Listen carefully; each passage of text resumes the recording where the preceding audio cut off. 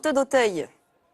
Ce soir, tout le sport vous emmène à la découverte du Handyfly, un sport révolutionnaire pour les personnes en situation de handicap avides de sensations. La première Coupe du Monde vient d'avoir lieu entre Aix et Marseille. Reportage de Guillaume Papin, Louis Duménil et Domiti Gava.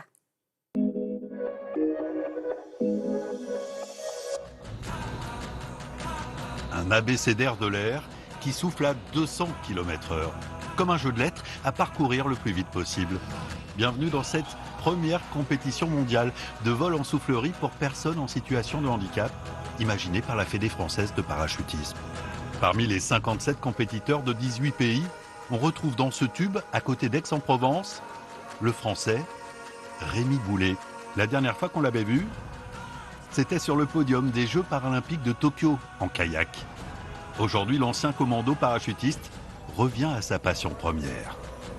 Là, tu peux relâcher un peu la jambe, ouais. Voilà, c'est bon. C'était ma combinaison de saut sur laquelle je volais avant mon accident dans le civil, quand je faisais de la chute dans le civil, donc je l'ai gardé.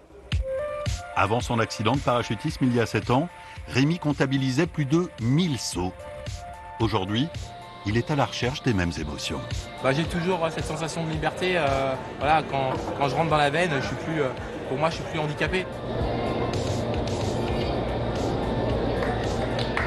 Alors je le ressens, mon handicap, forcément un petit peu quand mes jambes elles partent et elles font un peu ce qu'elles veulent.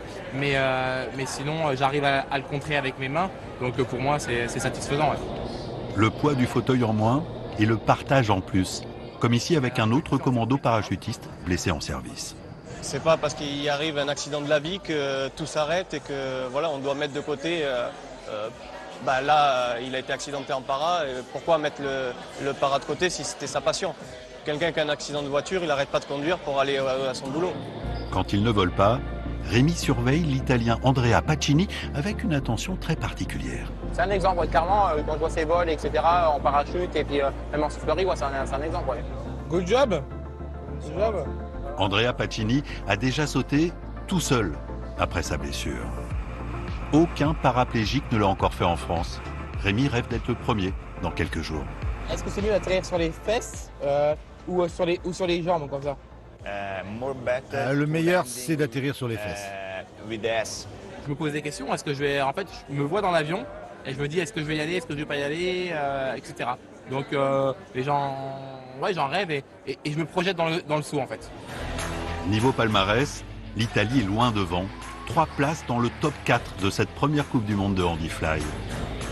Et si Rémi finit 7e, son pote Cyril monte sur le podium. Cyril Chamou. Il est 2e.